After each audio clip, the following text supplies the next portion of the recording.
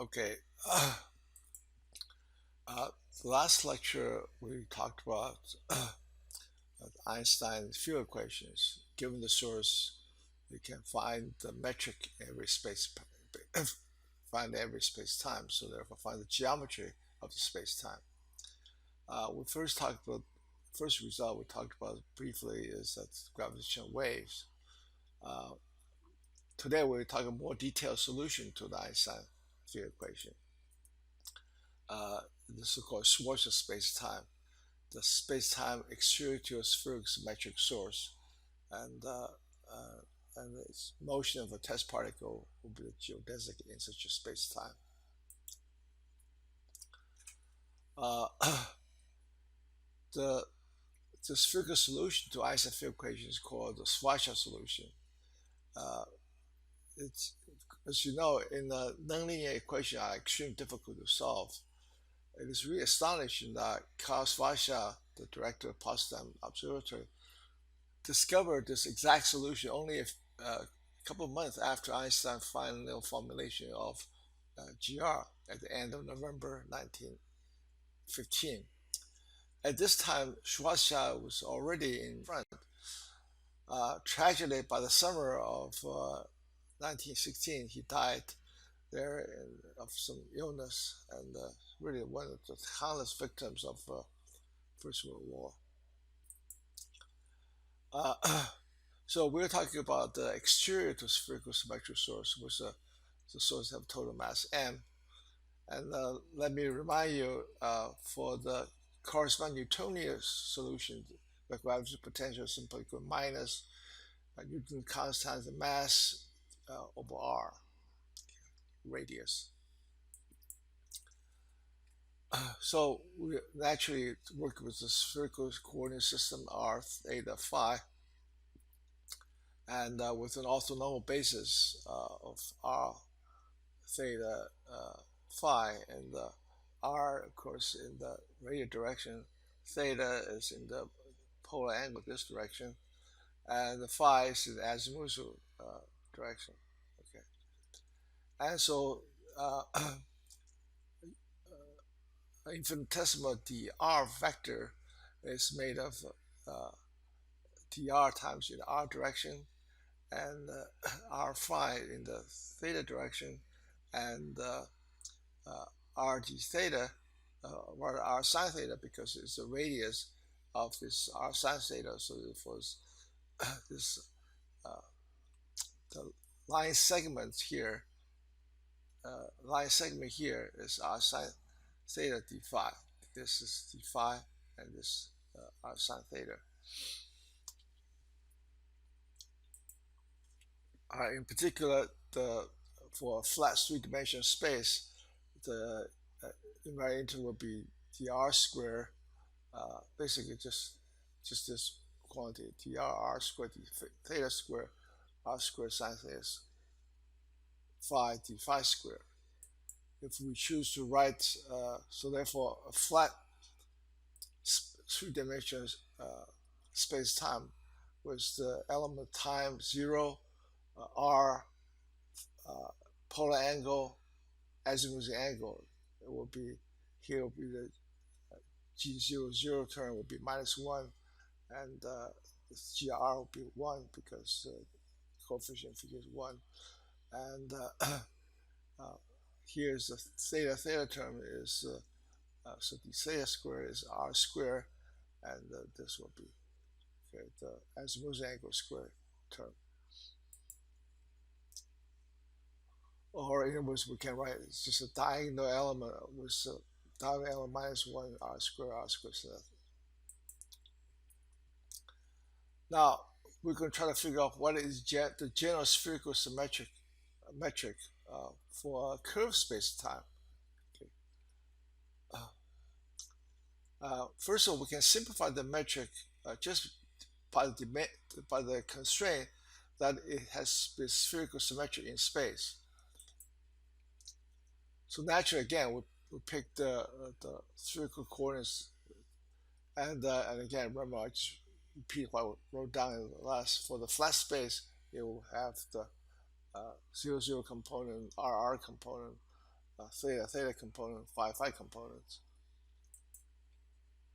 Well, we're going to show that for a general spherical symmetric metric, uh, we'll have you, normally we imagine all kinds of scalar functions, but it actually turns out only the non-trivial elements are only the G00 GR term.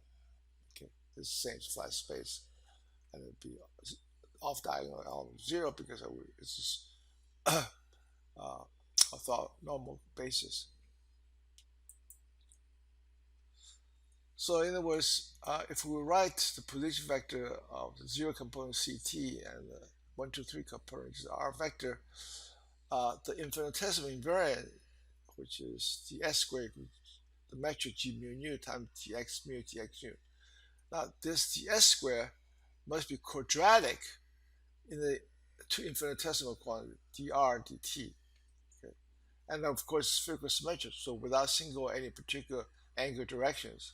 So it was to construct the S square, because we have two power of differentials, okay? So we have two powers of dr is either dr or dt. So therefore, we can construct, and it's easy to do. Dr dot dr, that's two power of infinitesimal distance and does not single direction. R dr is one power, but you square that, you get two power differential and does not single directions. And also R dr times dt, again two powers, and dt squared two power. Of course, there's not single directions.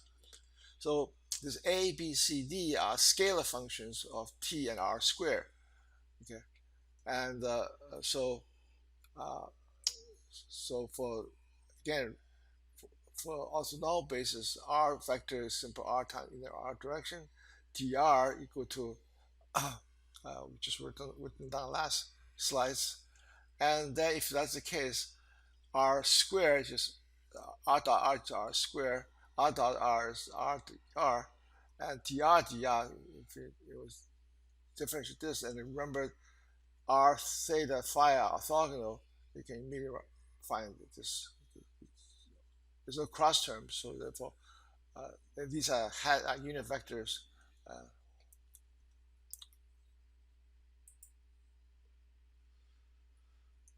So therefore, the invariant intervals just substitute these dr from here, this is square here, and so just do that. I find a times dr square r squared d theta squared r squared theta sine theta squared d phi squared, so on and so forth. You just substitute these into each of these elements, and I can simplify writing. Instead of writing a dr square br square dr square, I simply combine a plus br square, call a new scalar function b prime. But actually, I'm just not going. I could instead of just writing a new b. So therefore, this can be written this way. So this a scalar function b is dr square.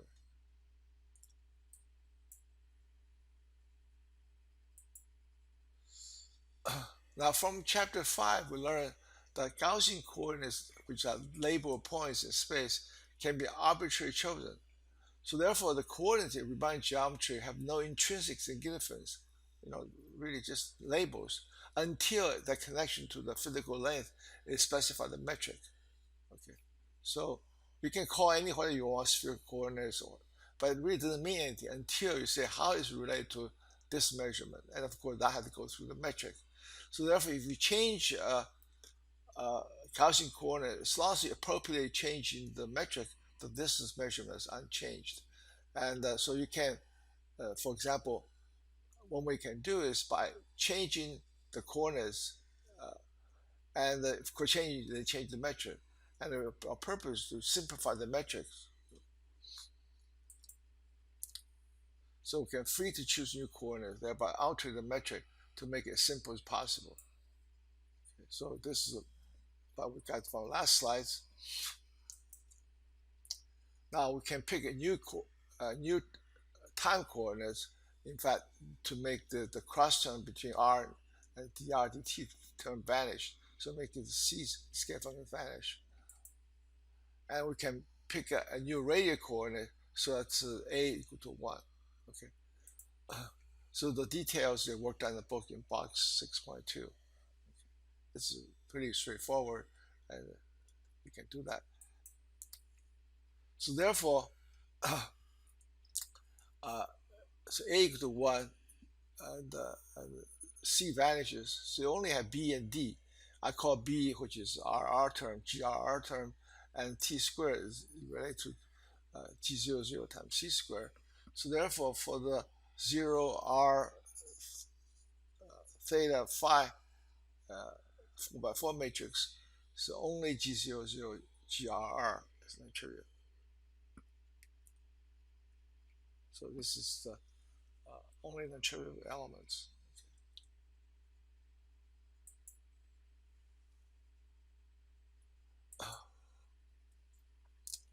So Einstein equation in the exterior solution, of course, in exterior means that t equals 0, t mu nu equals 0, and we find to find spherical solution, and the Einstein equation simply is say the Ricci tensor equal to 0. That's all. Because if remember the other side is the t mu nu or the trace, so if t mu equals 0, so the trace on is 0. So therefore, the Einstein field equation is simply saying that the Ricci tensor equals 0. And now we learned that for spherical symmetric case, there's only two elements. So therefore, T mu nu are just two elements, G00, GRR. And given that fact, you can calculate the Christoffel symbol by taking the first derivative of the metric, which means take first derivative involves G00, GRR to find the Christoffel symbol in terms of GRR at G00. And once you know the Christoffel symbol, you take a derivative and square this, you get Riemann curvature. Again, the Riemann curvature can be expressed in terms G0 GR. It's tedious, but it's just straightforward. And then, knowing the Riemann curvature, to find Ricci tensor, you just have to contract. Once you get to just contract the Riemann tensor, again, so Ricci tensor is in terms G0.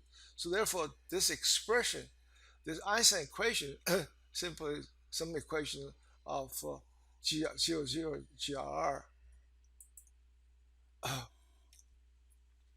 And so there are basically two couple differential equations for the unknown function G00. Turns out one very simple immediately tells you that the GRR is equal to minus 1 over G00. Okay, so it's only left with one remaining differential equation. Simply turns out to be just simply this. The first derivative plus over r is equal to minus 1 over r. And we could just just need to solve this ordinary differential equation now. Okay. And so first we find the homogeneous equation, then find a particular solution, then the linear combination of homogeneous plus particular solution is the general solution. So the homogeneous equation simply is without this, without the right hand, being the right hand side equals 0, so you have this equation, which has a very simple solution of some constant over r, because you differentiate this, you get divide by r into r squared term. This is differentiate 1 over r, you get r squared, and with a minus sign, so therefore the sum equals 0. So this is the homogeneous solution, G bar I call. Okay. Now, homogeneous, you can add in a particular solution. We can easy to check a particular solution will be just minus 1, because differentially the first one vanishes and minus 1 just matches both sides. So therefore the general solution, the particular solution, minus 1 plus the homogeneous solution is r over r. So that's the solution to G00. And also from that relation also tells me that's what GRR would be. So that's the Schwarzschild solution. Okay. And talked a little bit in page 257 in the book, chapter 6, the end of chapter 11. So that's the end of this first part of lecture 14.